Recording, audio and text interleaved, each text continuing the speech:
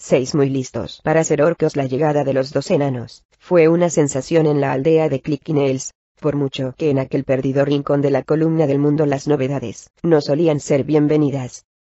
Después de que los enanos siguieran su camino, entre los aldeanos empezó a disiparse el temor a un ataque inminente, lo que les dio ocasión de saborear a placer la historia que habían relatado los enanos. Y es que, cuando había sensación de seguridad, las novedades acababan teniendo su gracia. Pero los habitantes de Clickinells estaban demasiado escarmentados para dormirse en los laureles. Durante las jornadas siguientes, limitaron al mínimo las salidas al exterior, duplicaron la vigilancia diurna y triplicaron las guardias nocturnas. Por las noches, a intervalos cortos y regulares, los centinelas gritaban desde sus puestos de vigilancia. Sin novedad. A todo esto, los aldeanos no cesaban de observar el terreno desbrozado que se extendía hasta los muros de la población, sumidos en una atenta vigilancia nacida de numerosas experiencias desagradables. Incluso cuando ya había transcurrido una semana desde la partida de los enanos, los centinelas seguían aplicándose en la vigilancia, sin permitirse un minuto de descanso en sus puestos de observación, junto a los muros. Karel mantuvo Penies, uno de los guardianes asignados al muro la noche posterior a los 7 días de la partida de Trediniquillig, estaba exhausto, de forma que ni siquiera se atrevía a apoyarse en uno de los palos de la empalizada, por miedo a quedarse dormido.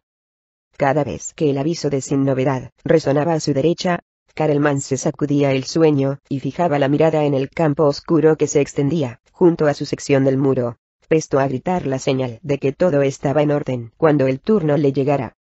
Pasada la medianoche, una vez que el centinela situado a su derecha hubiese dado su aviso, Karelman escudriñó la oscuridad que se desplegaba extramuros y no detectó ningún movimiento inusual.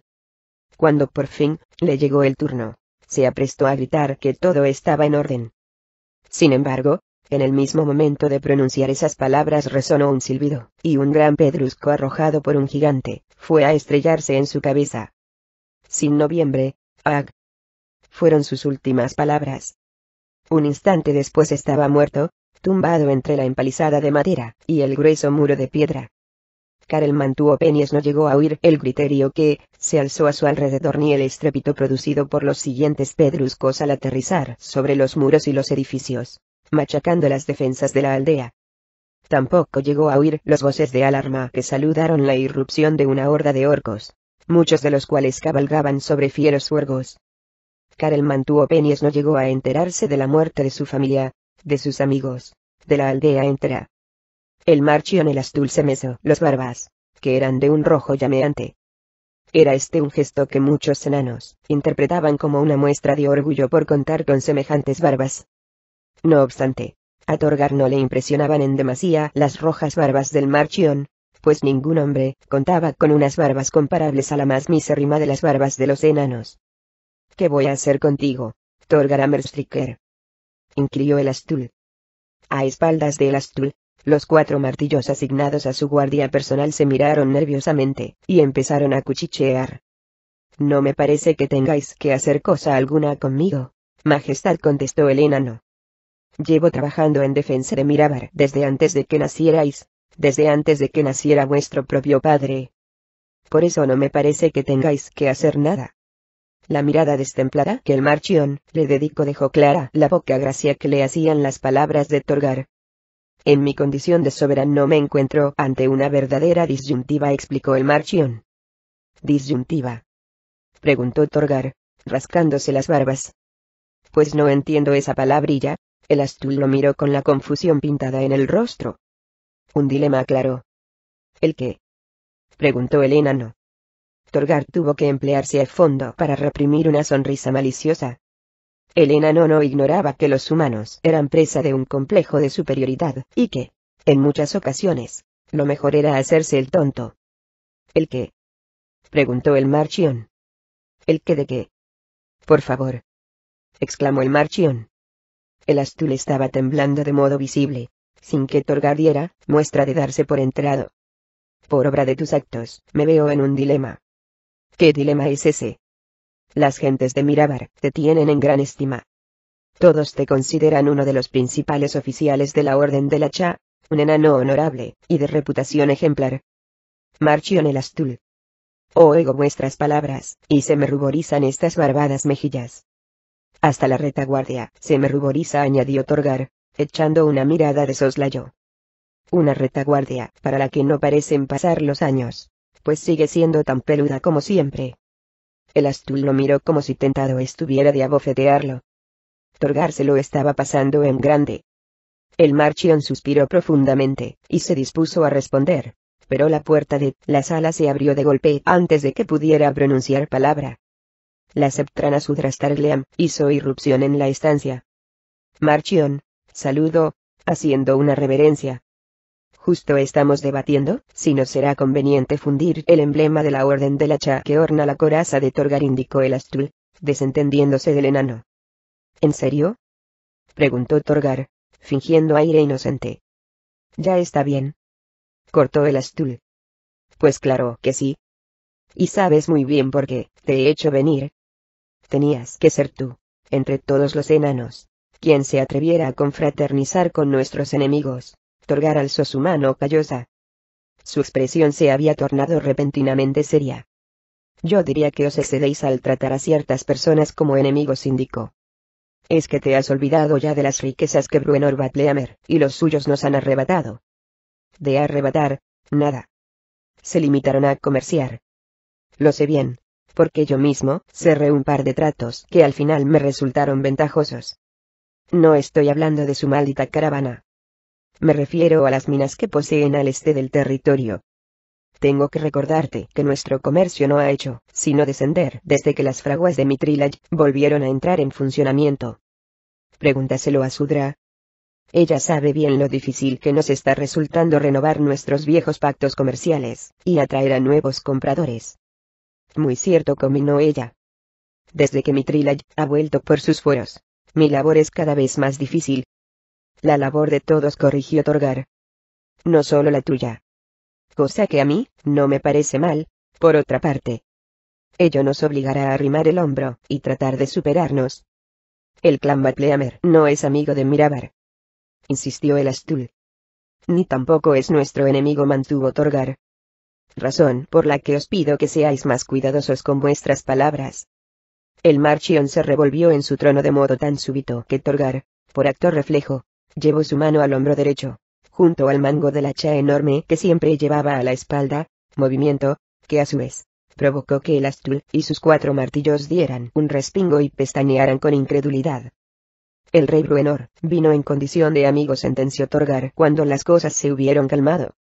Y lo dejamos entrar en la ciudad, atendiendo a esa condición de amigo.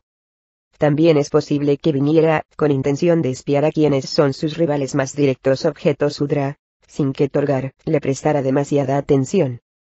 En todo caso, si uno permite que en su ciudad entre un personaje legendario entre los enanos, no es de recibo que luego se escandalice si esos mismos enanos se muestran ansiosos de tratar con él. Te recuerdo que muchos de los enanos de mi ciudad son fervientes partidarios de que emprendamos acciones encubiertas contra el rey Bruenor, dijo el Astul. Tú mismo los has oído defender la conveniencia de enviar espías a Mitrilaj, acaso para sabotear el funcionamiento de las fraguas, inundar algunas de las excavaciones más prometedoras o insertar piezas de mala calidad entre los lotes de armas y corazas que el clan Vatleamer pretende comercializar. Torgar no podía negar la verdad que encerraban las palabras del Marchion, como no podía negar que, en el pasado, él mismo había proferido invectivas semejantes contra Mitrilaj. En todo caso, las cosas habían cambiado desde la visita de Bruenor y los suyos.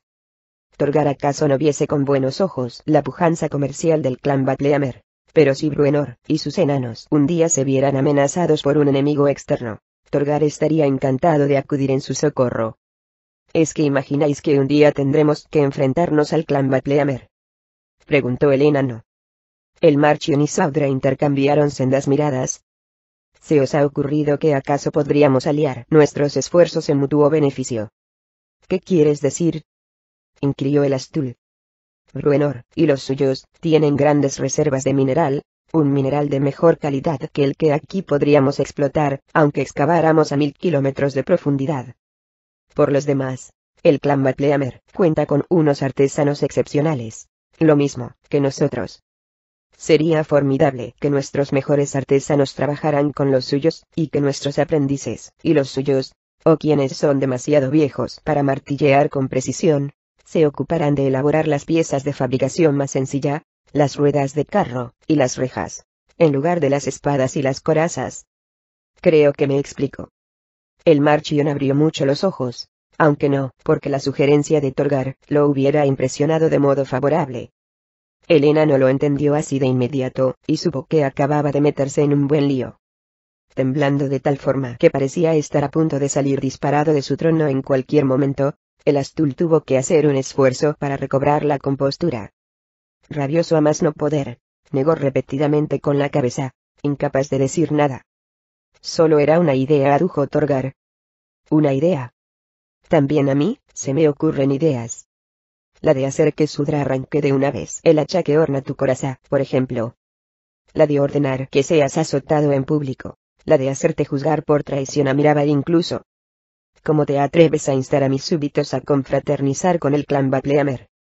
¿Cómo osas defender a quien es nuestro principal rival, el enano soberano de un clan cuyos manejos nos están costando sacos y sacos de oro? ¿Cómo te atreves a abogar por una alianza con Mithril? Y en mis propias narices, nada menos. Sudra Stargleam se acercó al trono del Marchion, y puso su mano sobre el brazo de El Astul, con intención de que éste se calmara un poco. Al mismo tiempo, Sudra fijó su mirada en Torgar, a quien indicó, con un gesto de la cabeza, que aprovechase para salir de allí cuanto antes. Mas Torgar no estaba dispuesto a marcharse, sin decir la última palabra. Es posible que odiéis a Bruenor y sus muchachos, y hasta es posible que tengáis buenas razones para ello, declaró, pero, a mi entender, ese odio es nuestra principal debilidad. Comillas angulares derechas, tal es mi punto de vista. Sois muy libre de arrancarme el emblema del hacha, pero os recomiendo que lo penséis 2 veces antes de castigarme con los azotes, añadió Torgar antes de que el Marchion pudiera replicar. Proferida esta amenaza, Torgar del Sunamerstriker se dio media vuelta y salió de la estancia. Juró que su cabeza muy pronto adornará la punta de una lanza. En tal caso tendréis que enfrentaros a la insurrección de los 2000 enanos del escudo que residen en Mirabar, advirtió Sudra, con su mano todavía posada en el brazo del Marchion. No es que esté en completo desacuerdo con cuanto acabáis de exponer sobre Mithril, mi buen El Astul, pero en vista de la respuesta de Torgar y tantos otros, no me parece aconsejable que nos empeñemos en seguir por esta línea de abierta animosidad. El Astul la miró furibundo, llevándola a entender que muy pocos integrantes del Consejo de las Piedras Brillantes estarían de acuerdo con una afirmación así. Sudra se apartó de su lado, dio un paso atrás, e hizo una deferente reverencia, al tiempo que meditaba sobre la naturaleza desestabilizadora de la visita del rey Bruenor a Mirabar. Si el Marchion insistía en empecinarse de aquel modo, las consecuencias podían ser desastrosas para la vieja ciudad minera. A todo esto, Sudra no podía por menos de admirar la osadía mostrada por Bruenor al presentarse de aquel modo allí donde sabía que no sería bienvenido, pero donde tampoco le iban a dar con la puerta en las narices. Una maniobra muy astuta. Y la septrana de Mirabar empezaba a intuir que su señor estaba cayendo de bruces en la trampa tendida por Bruenor. ¿Hay prisioneros?, preguntó Bould a su hijo. Desde un peñasco elevado, ambos se complacían en contemplar las ruinas de Clickinells. Muy pocos, contestó Urlgen con una sonrisa cruel. ¿Los estáis interrogando? Urlgen dio un respingo, como si no hubiera reparado en dicha posibilidad. Obould emitió un gruñido, y le soltó un pescozón en la nuca. ¿Qué quiere saber?, preguntó el confuso Urlgen.